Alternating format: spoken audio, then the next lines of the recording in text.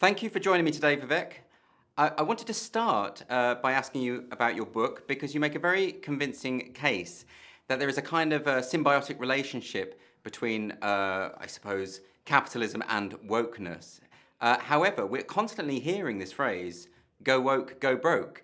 Are you therefore making the claim that that's not true? Yeah, I think that the go woke, go broke thing is a little silly because some people phrase it as go woke, go broke. Some people say go woke or go broke. So, I putting the rhyming feature of that to one side. The thing I'm writing about in the book is a conveniently arranged marriage between capitalism and the woke movement, where what happened was after the 2008 financial crisis, big business needed cover. They needed to ultimately deflect the ire of the Occupy Wall Street movement elsewhere. And so they got in bed with a new progressive woke movement that said the real problem wasn't economic injustice or poverty, as the old left used to say, but rather was racial injustice and misogyny and bigotry, as the new left had started to say. That proved to be a godsend for big business, where they were able to go from being the bad guys to being the good guys if they simply said the right things, applaud diversity and inclusion, putting minorities on boards, and so forth. So that's actually the way this, I think, got supercharged with the potency of capitalism, where big banks and big businesses lent their money, but their legitimacy too, to the new woke movement. But they didn't quite do it for free. They expected the new left in the United States, the new Democratic Party, to look the other way when it came to leaving corporate power structures, including monopoly power in Silicon Valley, for example, intact. And that trade has actually worked out pretty masterfully for both sides, not so well for American democracy. That's what the book is about. It's really interesting that you mention this idea of identity politics specifically, because you cite in the book the example of Occupy Wall Street. And what you say is that effectively Wall Street didn't have to attack this group because the woke group did so from within. In other words, to what extent do you think this is really at the heart of the problem, that the what we might call the identitarians of the left today are not interested in class, and whereas the left traditionally has always been all about class? Yeah, it's actually, you're putting your finger on the right pulse there, whereas a lot of people may mistake the book at first glance to thinking about this is about the right versus the left. It's not. If you had to put a gun to my head and say I had to tell you about parsing two different political movements, it was actually parsing two different political movements on the left itself. There was the classical old left, even the extreme wing of it, like the Bernie Sanders left or the socialist or Marxist left, that said that the real invisible power structures that govern our social relationships are economic in nature, that if you don't have money in a capitalist economy, you're inherently disempowered. What the woke movement did is it shifted that narrative to say that, yes, there are these invisible power relationships, but they're not defined economically. They're defined based on the genetic attributes you inherit on the day you're born. So a wealthy Black woman may still be disempowered according to the rules of intersectionality relative to a poor white man.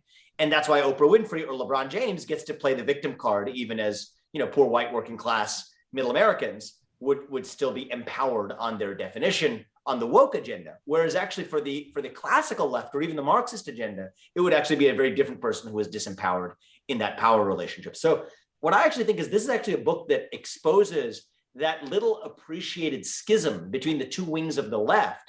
But because of the rise of a right that they ultimately politically and socially feel they have to be unified against, it sort of papers over that more fundamental intellectual difference between whether you care about economic empowerment or whether you care about racial and genetically inherited empowerment, which is, I think, what the woke movement obsesses over. I think to help the audience, it might be good if we talk about a very specific example, because we've recently heard about Ben & Jerry's releasing a new flavor, Changes Brewing, in order to support the bill that is going through in order to, I suppose, change first responders from police to social workers effectively. But Ben & Jerry's have in the past, they released a pecan resist flavor to oppose Donald Trump. They've called to defund the police, dismantle white supremacy, etc. And they are a part of Unilever, of course, and you devote quite a lot in your book, a section of the book, to Unilever, and in particular their failure to support the workers on the plantation in Kenya. Do you want to tell us a little bit about that? Because that might, I think, illuminate some of the problems you're identifying. Yeah, sure. So in a nutshell, and this is all what I lay out in the book, and this is based on Wall Street Journal's reporting, et cetera, as well. The most woke companies in the world are often the ones who do the least for the very people they purport to care about most. And so Unilever's CEO, Alan Jope, waxes eloquent about the immutable laws of intersectionality, about what helps Black women helps all women, what helps all women helps all people. I mean, this is really into the thick of woke ideology.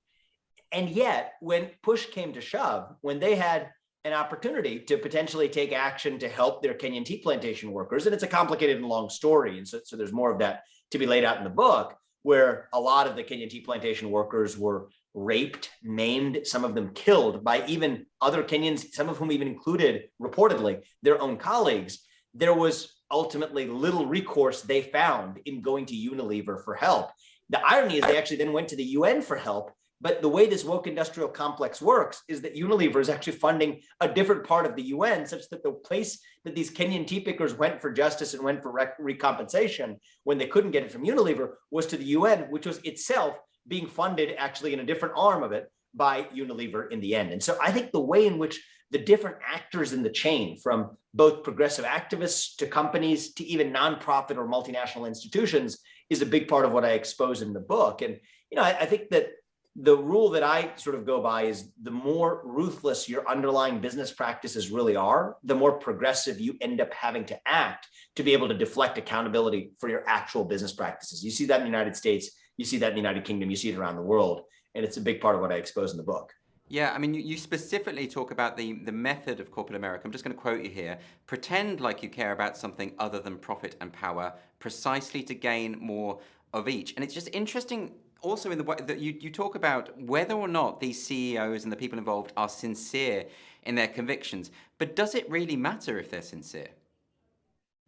Well, it's a good question. I think that there are two different ills here, and I think they're slightly different than one another. I think 75% of cases of the woke capitalist complex is driven by a cynical arrangement, where it's exactly as I laid out in that introductory section. You pretend like you care about something other than profit and power, precisely to get more of each. That is effectively a lie at the heart of that. It's almost a form of fraud, saying one thing and doing another.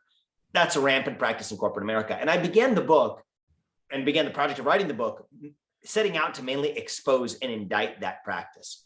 What I discovered is over the course of looking at a whole range of examples, there's actually a minority of cases, but a non-zero number of cases in which actually you have a business or leader of a business that's pushing these values authentically, that doesn't need more money, that isn't looking for more money, but is actually pushing their own ideology. I'd put Jack Dorsey of Twitter in this category. He has tens of billions of dollars already. He doesn't need more dollars. The rate limiter on the power that he's able to exercise in the society isn't the number of dollars he has. It is the scope of what money itself can buy. And I think there, what he's doing is using his seat of corporate power in the marketplace of products and services, to be able to flex his muscle in the marketplace of ideas, in determining what ideas can and cannot be discussed in the public sphere. And I think though I began with an indictment of the insincere, scammy kind of woke capitalism, by the end of the book, I actually left with a realization that it was perhaps the authentic version of it that was the most frightening for democracy of all, where you have effectively corporate autocrats that are able to use their market power to be able to flex their muscle in spheres of our lives that go far beyond the market. And I think that's a real threat to democracy, which is supposed to be a system that settles political questions through free speech and open debate in the public square, where everyone's voice and vote counts equally. But what we've done with this new perverted system is allowing certain people to use their market power to be able to actually settle these questions through economic force instead of through free speech and open debate. So that was actually one of my learnings over the course of writing it. And of course, it's not good for employees of these corporations. I mean, to take another example that you discuss in the book, Coca-Cola, and you make the point that, well, to have those discussions about the ingredients of a bottle of Coke and what that does to black communities, that's a hard conversation to be having. So instead you have, I think it was Robin DiAngelo coming in to explain to employees and berate them about how they should try to be less white. What do you do if you're an employee and you don't agree with this kind of stuff, this ideology? The policy fix I'd like to see Congress in the United States and comparable legislative bodies in other democracies make political belief a protected class right up there next to race, gender, sexual orientation, religion, and national origin, to say that if you can't fire somebody or deplatform somebody or discriminate against somebody because they're black or Muslim or gay or white or Christian or Jewish or whatever, you should not be able to discriminate against them on account of their political beliefs either. And I think that form of political discrimination is rampant in the United States today. Now, absent legislative action, though, I think there are also legal courses of action that could be taken even under current law. One of the arguments I make in the book is that modern wokeness actually meets the US Supreme Court's test for what counts as a religion. There are certain clothes you can't wear, certain things you can't say, if you say them, certain procedures according to which you must apologize, certain ways that you go through a process of excommunication after. If you already should have known better, you're an apostate, a far greater sin than just being a non-believer. And so I go through one by one in a colloquial sense, but also in a more legally rigorous sense for how wokeness really meets the Supreme Court's test for what counts as a religion. The consequence of that is significant because the prohibition on discrimination on religion in the United States doesn't just mean an employer can't discriminate against an employee for their religion. It also means that an employer cannot force an employee to bow down to his own religion. And so when a corporation issues a DEI or diversity, equity, inclusion training session that admonishes their employees to be less white, if an employee doesn't agree with that, doesn't bend their knee to that new religion, I think that is a violation of the existing civil rights laws as they exist today, providing a case in federal court. So I lay out that legal argument, and I hope that many people are able to avail themselves of it in changing the tide in not only corporate America, but across our institutions. Yes, I was speaking to Helen Plugcrose recently about the idea of unconscious bias training, implicit bias training, and she made the point that the implication there that you don't have free will to make your own choices goes actually against some people's religious convictions, and therefore there could be a case for stopping it on those grounds. I think religion is sort of one of the unturned stones here in the civil rights laws where a lot of the action rests. Mm-hmm. And so, she's obviously a thoughtful voice on this. I actually cite her in my book, but I sort of make some heretofore undiscussed legal arguments that I think are I think, if I may say myself, well supported, and I hope are useful in driving the conversation forward.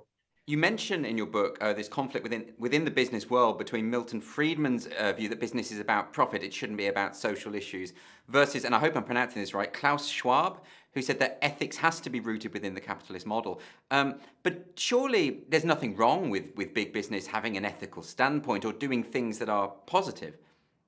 Well, there's nothing wrong is a broad thing to say. I think that the question of what is positive and is not positive sort of asserts the conclusion, right? I think that we ought to sort out what is and isn't positive through the views of every citizen in a democracy weighted equally in the public square through free speech and open debate. Whether to fight racism through a quota system or whether to fight it through actually stopping discrimination is actually a core topic of debate. Ibram Kendi, the author of the book, How to Be an Anti-Racist, I'm basically quoting his book almost exactly here, where he says, the way to fight past discrimination is through present discrimination.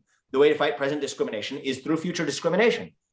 I have a different view. I think that the best way to stop discrimination on the basis of race is to stop discriminating on the basis of race, to borrow from John Roberts. So I think that those are debates that we ought to have in the open. So when you say that a corporation is engaging in anti-racism and presume that that's good, that may actually be very well doing harm. The way we're supposed to settle those questions is through democratic means, through free speech and open debate, rather than through the use of economic force that often stifles that very debate. I also think there's a big negative externality, though, when corporations get involved, and that is reducing public trust in democracy and public trust in our institutions. If people feel like their voice no longer matters, but rather the guy who has the gold gets to make the rules, what I call the Goldman rule, named after Goldman Sachs, where I did an internship where I learned about that, I think that actually erodes public trust in a way that it's a big negative externality, to borrow the parlance of the stakeholder capitalists, a big negative externality of having corporations settle these questions rather than citizens at large. There's something in your book which I find quite fascinating, is that you seem to be sometimes torn between the way you describe how you fell in love with capitalism and, as a means of social mobility, and you contrast that with the caste system in India. But at the same time, you're always warning about the dangers of plutocracy and about the threat to democracy that capitalism, when it's out of control, when it goes wild, can pose. Do you feel that you've settled that in your mind, or are you still back and forth? Well, I wouldn't say back and forth, but what I wanted to do was lay out the nuances of the good that capitalism can do. And though capitalism is able to spread as a system that can affect the social order of affairs for the better, for example, in dismantling the caste system in India, I think that we ought to, on the net, be actually very guarded about the spread of capitalism to other spheres of our lives, because if it can reorder social affairs for the better, it can also reorder social affairs for the worse. And I think it's done that in our democracy. I think it's done that in our family life. I even lay out some personal stories from our family experience in India that I think I lay bare in the book, in part to show how capitalism might have reordered the caste system, but it can also reorder family relations in ways that may be painful in the end too. I think the same thing with respect to separation of capitalism from religious spheres of our lives, or just like we separate church and state, I think we got to separate capitalism and democracy. And so the case I make is basically that virtue in a society is a precondition for capitalism to work, but virtue isn't a product of capitalism itself. So I love capitalism. It's a great way to organize affairs in a virtuous society, but it is not a substitute for cultivating that virtue in spheres of our lives, the civic sphere of our lives, the faith-based spheres of our lives, the family spheres of our lives that go far beyond the realm of capitalism itself. I'm a big fan of keeping capitalism in its cage, but in the market, letting capitalism work its wonders. That's where I land. I understand. I think you make a very, very persuasive case on all fronts, but particularly when you talk about the potential threat to democracy that wokenomics, as you describe it, can produce. But particularly, it's about halfway through the book when you start talking about the way in which dictators and tyrants can become stakeholders. And you mentioned very specifically the Crown Prince of Saudi Arabia. You talk about the Chinese Communist Party. Do you want to talk to us a little bit about that threat? Yeah, well, look, here's what progressives miss about the stakeholder capitalist dogma is that once corporations become vectors to advance progressive agendas, they can become vehicles to advance any agenda. And nobody has mastered that art better than the Chinese Communist Party, where they've actually turned upside down a flawed policy of the West that dates back to the 1990s. The flawed policy of the West in the 1990s was the logic of democratic capitalism. It's kind of like stakeholder capitalism, but in a geopolitical context. They thought we could use capitalism, companies, as a vector to spread democracy, that we could export Big Macs and Happy Meals, and somehow that would spread democracy in places like China. Turns out China has turned that logic on its head. Instead of us using our money to get them to be more like us, they are now using their money to get us to be more like them. We sent Big Macs and Happy Meals to spread democracy. Well, guess what? They sent back Nike sneakers and Disney movies as Trojan horses to spread their values in the West. And I'll tell you what I mean. Stakeholder capitalism effectively demands, especially the woke brand of it, demands that companies engage in rampant self-criticism of societies like the United States for injustices like systemic racism and transphobia. But guess what? Those same companies stay silent about actual human rights atrocities in places like China, including the Xinjiang province, where you have over 1 million Uyghurs enslaved in concentration camps, subject to forced sterilization, communist indoctrination, and worse, in my opinion, in some of the worst human rights abuses we have seen committed by a major nation since the Third Reich of Germany. These companies don't say a thing. Some of them even praise China. That has the effect of creating a false moral equivalence between Western democracies like the United States and autocratic regimes like China. And when you equate that nihilism with American idealism, nihilism actually wins every time, because the new class of the international arbiters of moral justice, the global corporations, the people who are known for criticizing injustice in places like the United Kingdom and the United States, say nothing about it when it occurs in China. And China is using that to strengthen their geopolitical position, because now if you listen to Xi Jinping, if he's pressed about the Uyghur human rights crisis, as he was in the EU last year, one of the first things he now says is that Black Lives Matter shows the United States is no better. That would be laughable, but for the legitimacy that he's effectively able to indirectly garner for his claims through the behavior, the hypocritical behavior of those multinational, globally woke corporations. And I was particularly struck by the point you make about how the Chinese government has been able to co-opt certain woke ideas, for instance, trigger warnings in university, whereas this is to do with student sensitivity. Now they can use that idea to prevent criticism of the regime in Ivy League schools. Exactly. And you know, they're sort of laughing at us. I mean, there's a Chinese word for wokeness now, baitsuo. It's literally a joke in China. It refers to woke white people in the West, and they use it to laugh at us. This is after the book was published, but just this week, Xi Jinping was addressing the United Nations. And I couldn't but laugh at the number of times that he used the word equity and inclusiveness or inclusion in his speech, saying nothing about his level of inclusiveness to the religious minorities in his countries, many of whom are Christians or Muslims who are being subject to actual human rights atrocities. That is actually the game that they are playing. And I'm sad to say, because of the increasingly meek culture in the West, the self-critical apologist model, not just capitalism, but the apologist model of Western liberalism and existence itself, is actually implicitly letting the autocratic regimes abroad effectively walk all over us on the global stage. Now, before you go, Vivek, I just want to ask you one more question. This book is obviously the product of someone who is an insider in this world. You know, you're a CEO, entrepreneur. You know these people that you're talking about and these people that you're criticizing. Have you had any kind of flack as a result of this from this world? Yes, is the answer to that question. You know, I think that's to be expected. I'm not going to claim to be some victim. You're signing up to write a book like this one. You got to be able to deal with the criticism you're going to get as a consequence. But at the end of the day, you know, having lived the full arc of the American dream myself, I felt some sense of civic responsibility to really explain in clear terms with clear eyes what I see is going on. And I think that's the first step towards mapping a better way forward is seeing the problem with clear eyes and shining some sunlight on it. And I hope that it's the beginning of starting an open dialogue, one that we've missed for, I think, the better part of a decade, that is the first step to, I think, restoring our shared identity and our prosperity going forward is to start talking openly again. And I figured the best way to do it was to actually start doing it. I wasn't really free to do that as a CEO, but now I am as an ordinary citizen. And I hope that you and others who listen and read it find it worthwhile. Well, I'm sure that your readers will find it worthwhile. Congratulations on the book. It's very important. And thank you very much for joining me today. Thank you for having me. Appreciate it.